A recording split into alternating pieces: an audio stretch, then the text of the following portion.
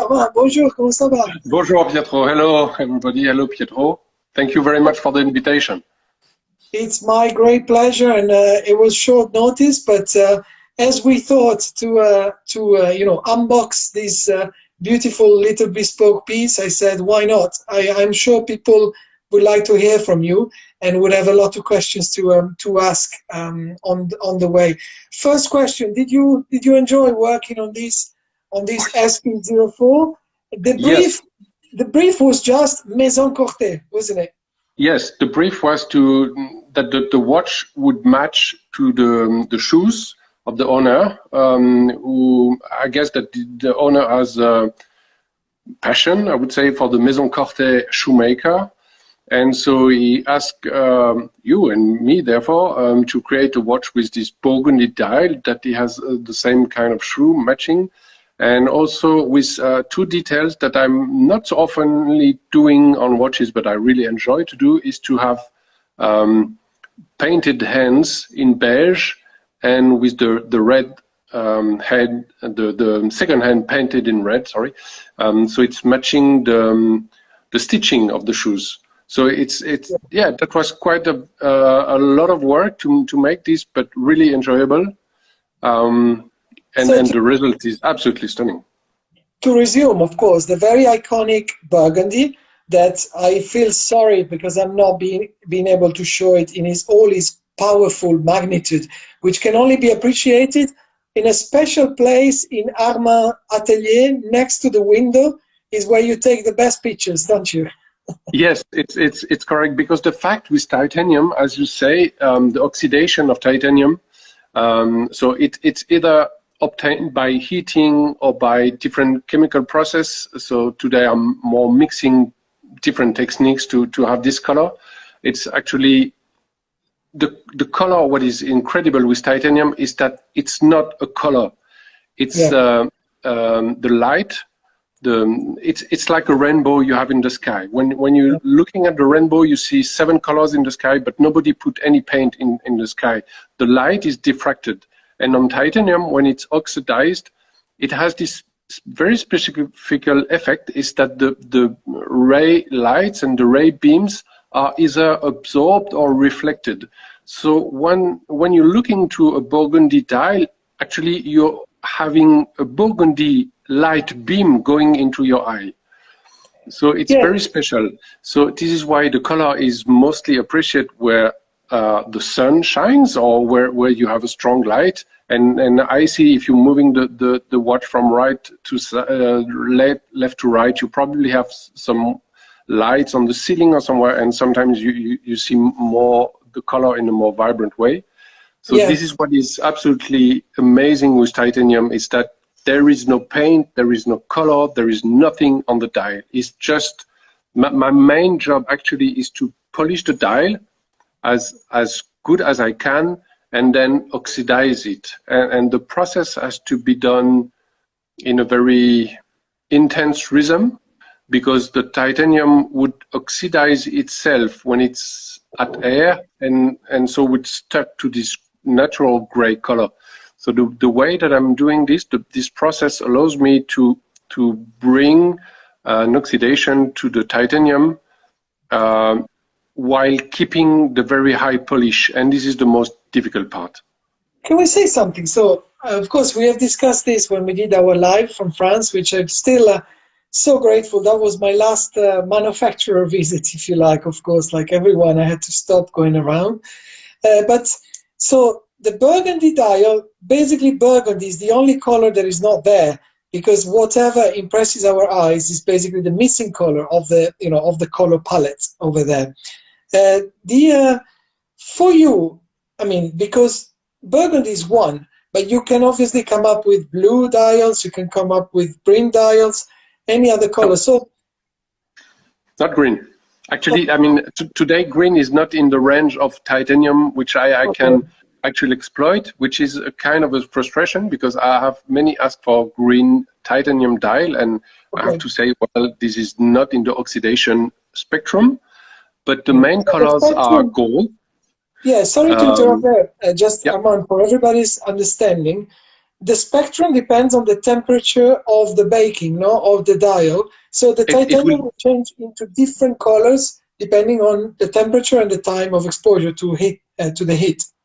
Okay, this is heat is one process. I'm using another process which is more based on chemical, but it's basically the same thing. Even for some colors, mixing both of them. So it's quite a personal recipe. Actually, there are not so many brands doing this, and it took me almost 2 years to fine-tune my recipe. And actually, 2 weeks ago, I could achieve another color, which is a special tone of blue, which is not dark navy blue, but is an electric blue, absolutely insane.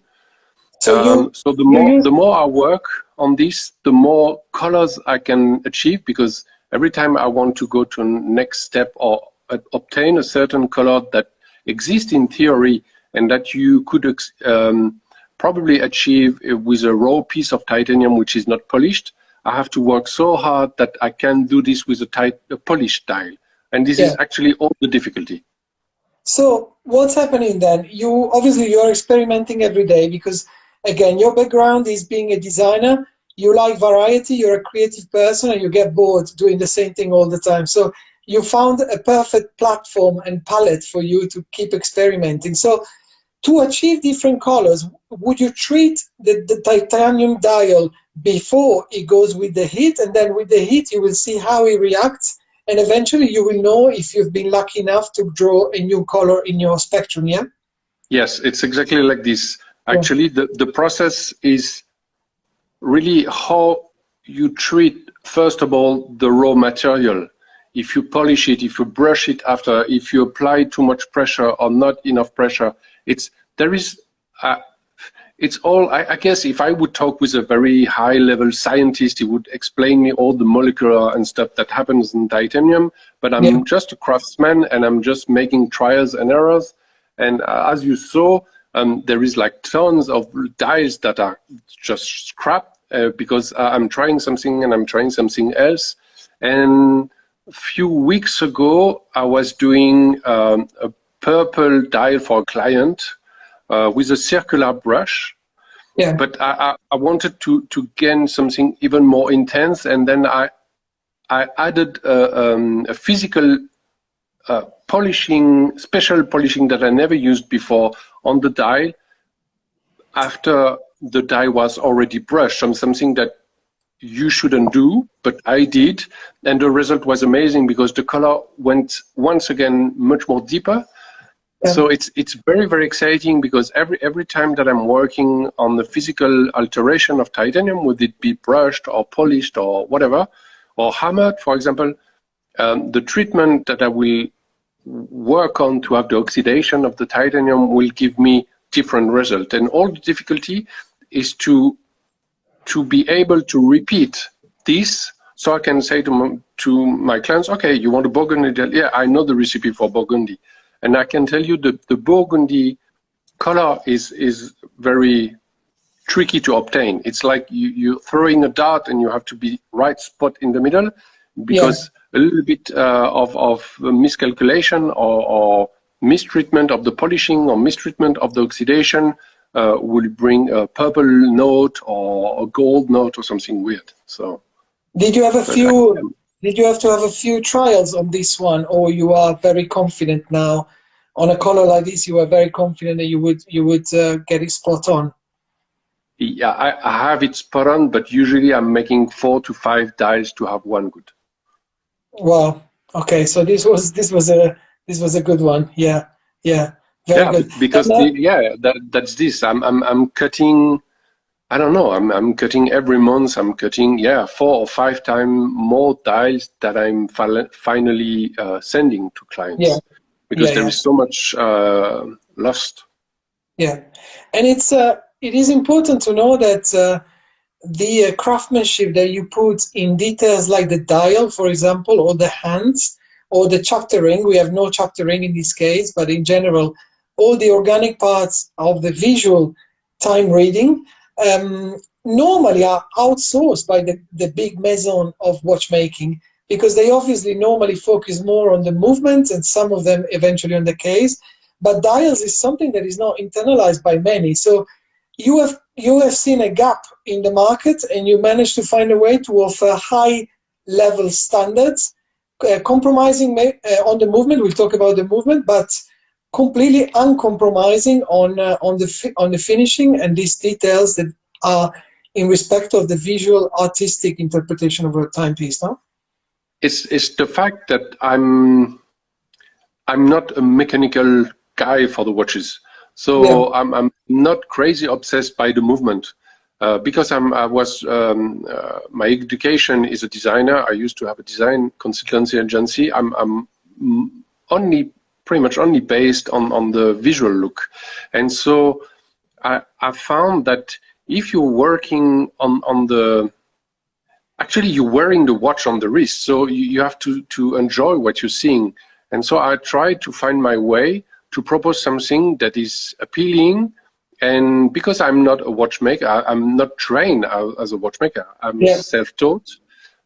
So I had to work where my strengths could be. And this is the design of the dial and the color and all the details that you will see. And usually I would also work the numbers of the indexes and things like this. Absolutely, absolutely, very interesting. Well, I also turn the watch again. There is a question from J Batala 67. So the piercing of the dial in the middle to create the housing for the hands, is this something you apply after having completed the dial? And how fragile is that operation? No, I'm doing all the dimensional parts of the dial before. Okay, before, so when I'm working on the dial, the central hole is already made. Yeah.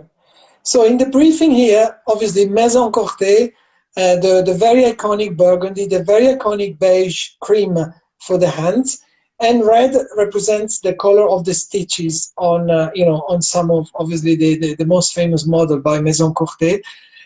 How difficult were the hands to get this right cream color? How did you find it? I painted it, so I used airbrush. I mean, in the most traditional and basic way. I mean, paint has to be applied with hairbrush, not the second hand. The second hand was painted with a little bit wood stick and some special red lacquer. But the hour and minute hand were hand sprayed. I prepare all the hands, so I'm making first polishing enough. Sorry, but enough so the paint can stick on, and then I mixed the different colors to obtain the beige that I believed was the most accurate one, and then painted the hands. Actually, like everybody would paint hands. Yeah, very, very cool, very cool. And in terms of the case itself, yes. Okay, so of course you have a supplier for the cases, and you do part of the finishing on the cases in terms of which details? I do mostly the engraving, and sometimes I can work on the brushing of the back case. Very basic details, because I have the chance to work with 2 craftsmen from Switzerland that will make the case for me. And after we'll make all the finishes of the case, the sandblasting and the polishing and everything. I do a little part, which is the buckle. The buckle comes to me raw, and then I polish or sandblast it or brush it. Depends of the style that is required by the client. I really like it. Yeah. It's really neat. It goes well inside, the housing of the buckle, so the pin goes perfectly inside, and it doesn't give that funny feel of moving around. Really like it. Yeah, no, that's a lot of detail work to make, but it's quite enjoyable, and I hope that the clients like it or will like it when he has the watches in a few days' time, or I don't know. the last detail that you mentioned also, and because I'm not a mechanical guy on them, I mean, so I decided to decorate the STP movement with a fluted ring that is applied on the rotor, and I made have it make it for me in titanium also, and I give it the same treatment like the dial. Yeah, and you can see it moves with the rotor. It's really a very good, a very good. I was going to say trick, but it's not a trick. It's a very good addition that makes the movement also appear personalized in a way, which is really good. It's a little bit something, and on this watch, but I don't know if you have the UV light, but you remember that I applied invisible UV design on the back glass. Yes. Do you have any UV light around you? So Armand, I made a decision because the collector is really is been kind enough to let us show this, which is a very personal gift. So I decided not to show the personal message, but yes, as you said, there is an invisible signature message here that will be only visible with a UV light. So that's the level of personalization that you can also provide on the case back. I have a stamping machine, very old-fashioned stamping machine that you use to stamp numbers on the dial, and so I'm using for this watch, and I've been using this for also some. Maybe I did a little bit more than 10 watches now with this technique. Is that I'm engraving a plate of metal with a special logo, something, and I'm stamping with an invisible paint inside of the back case glass. Sorry, and so you see only a message on the glass when you're using UV light. And today, if you look at it like this, it's absolutely invisible. So it's like as you said, a secret signature. Oh, so cool, so cool. We'll see. I'm sure that our collector will post these pictures on Instagram, so everybody will possibly be able to see the secret message later on. Last but not least, every detail is taken care of. But sorry, first I go to the question that we just had. How are the indices applied on the dial? This obviously is known, but on the other models, do you want to comment on that, Armand? I didn't understand, sorry. So the indices, there are no indices here, of course. Yes. But when you have other models with chapter ring or with indices, how do you apply them on the dial? They're fixed on the dial. Yeah. Yeah. Yep. They are overimposed. They're overimposed. They're not. They're overimposed on the dial. Do you pierce the dial for that? No. I use a special personal technique to hold them to the dial. Actually, they are compressed between the dial and the case of the watch. Okay. Very cool. Another question was, in the movement screws, obviously there is perlage, there is Côte de Genève in this nice STP. STP is very similar to the ETA 2392, I think, but he has a long, sorry? 2824, it's the same size and the same size. He has a longer power reserve, so it's a cool movement. The screws, if a client was going to ask for personalized color for the screws, would this something that could be done, or is something that you would rather not go into? Because they are delivered blued, I think I could polish them to remove the blue and have them polished. But yeah, I mean, honestly, I prefer to get the movement, just work on the regulation, little details on oiling, regulation, basic things on the movement, and pretty much concentrate my efforts on the dial and the case and the visible details. And the visible details, okay. Lightspire is asking, how do you create Jubilee element of the on the rotor? It's CNC machined. Yeah, CNC machine. Perfect. See if I have. Yes, nice to see Zeitwinkel as well, another watch, a Swiss watchmaker that we admire as well. Talking about the other important detail, because of Corté shoes, Maison Corté, which was the brief that we had for this piece, Armand, the leather must have been right. You could not make a mistake on the leather, otherwise it would have been a bit of a letdown.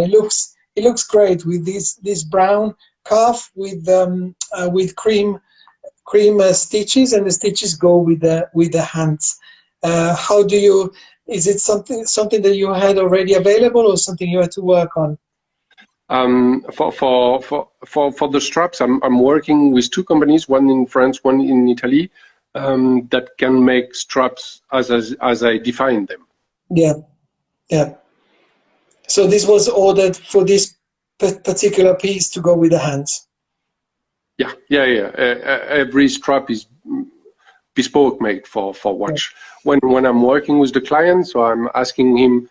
We go from the details of the dies and etc. And the last part, or one of the part, is the strap design. And so we will choose what kind of leather, what kind of stitches, even the length to be adapted exactly to the wrist size of the client. So yeah, because I'm just trying to deliver the product as the client wants to have it.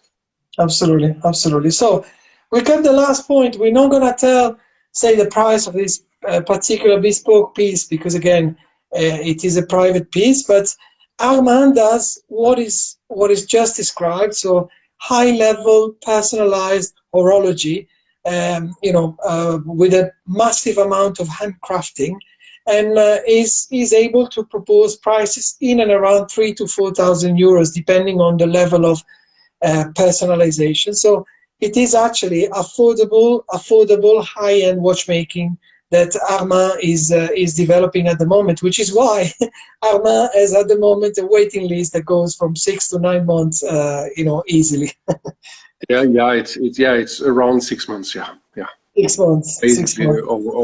All the time. I'm trying to not go over 6 months, just to keep the waiting time not too long. But actually, for 1 year and a half, I'm always working with. Sometimes it's 5 months, sometimes it's 6, but that's the average time you have to wait if you order a watch from me. Yeah, and also when you do personalization, there is an element of enjoying the journey as well, which was like, when you have a commission for a piece of art from any artist, there is the waiting time, there is the brief to the artist, there is the phase of the making where the artist will share images of what he's working on, which we have very much done with you and our client, Armand. And that's part of the process as well. No, yeah, I understand keeping the waiting time reasonable, but at the same time enjoying the journey of creating something that is unique in his way.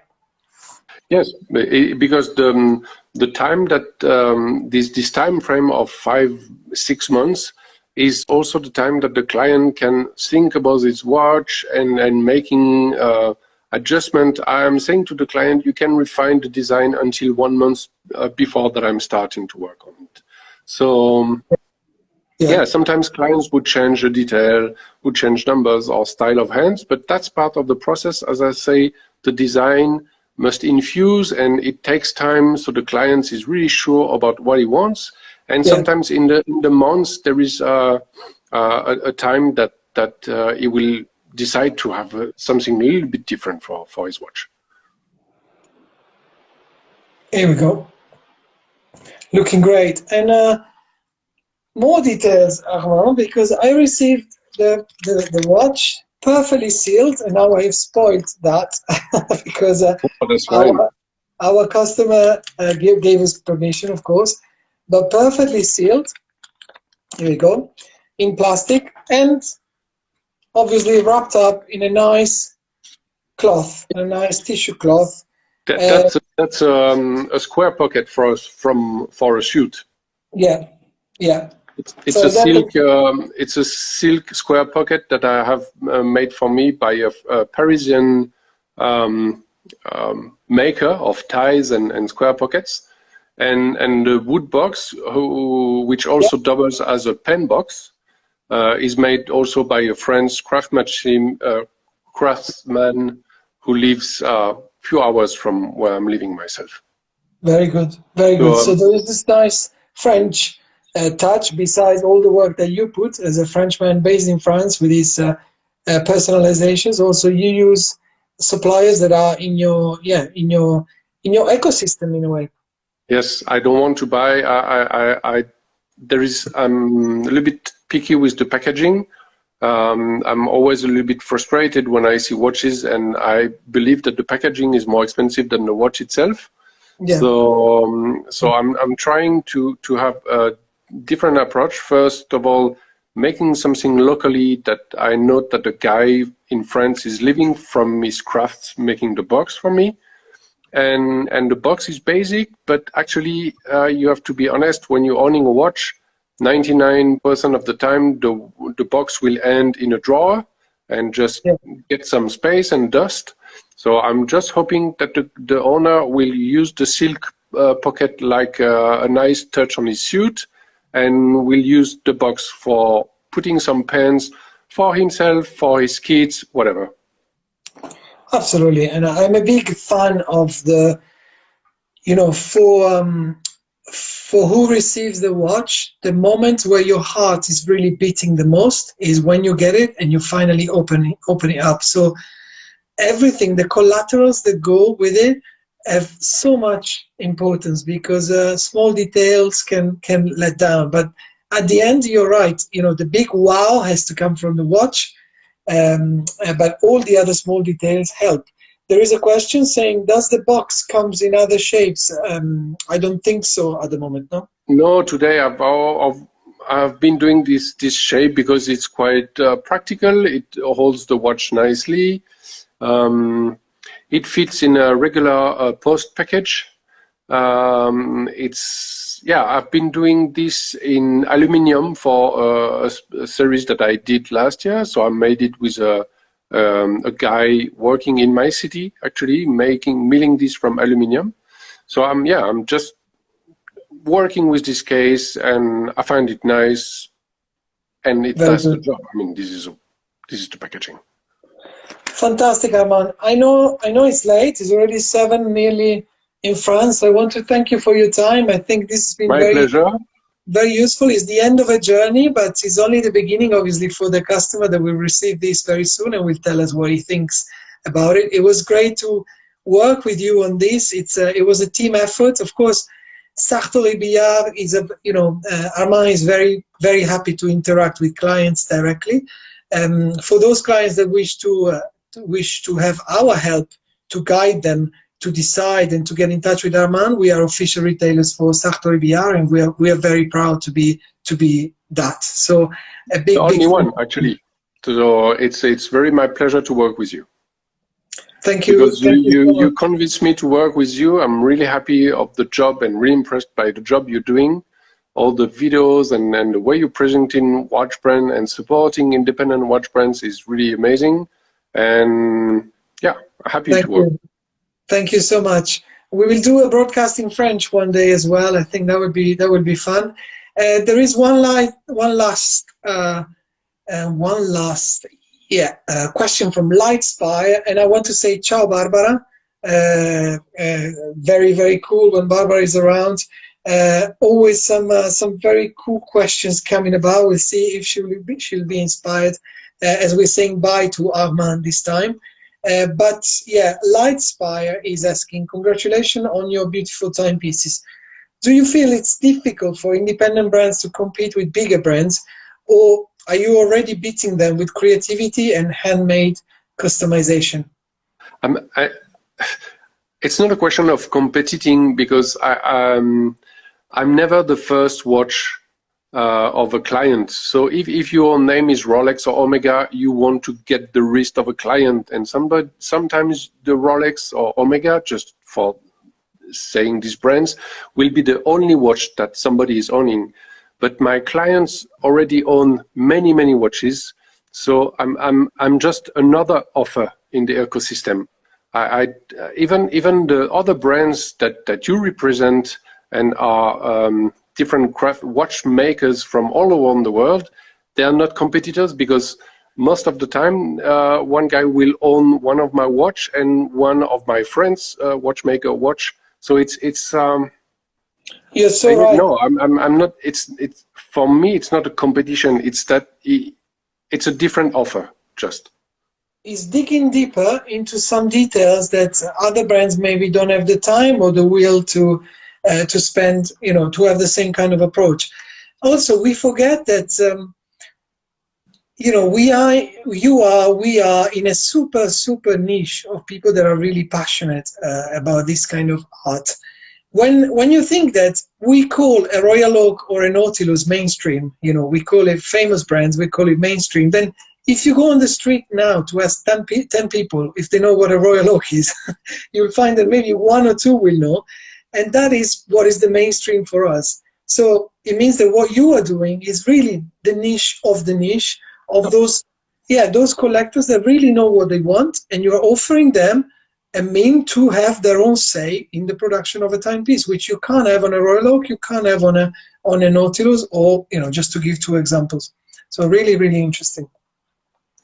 Yeah, totally agree. Yes, we'll have to do one in Italian for Barbara is saying as well.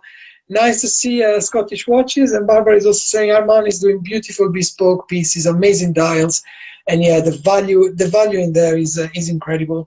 And I'm very grateful I managed to touch these firsthand. I don't know how many visits you had to your manufacturing premises. I feel like I've been one of the few, one of the very few. You're asking how many watches I've been making this year? Oh, how many visitors you had in your? A handful. Yeah, no. Yeah, I'm in the process to having a new workshop in the city nearby. So it will be bigger. So I hope that I will receive you again. Fantastic. Thank you so much, Armand. I'll let you go, and I'll connect again with Johnny, our editor from the Watch Press. Armand, thank you so much. Carry on the way you're doing, because you're really inspiring. Thank you very much. Good evening to all. Thank you, Pietro. Bye-bye. Bye-bye.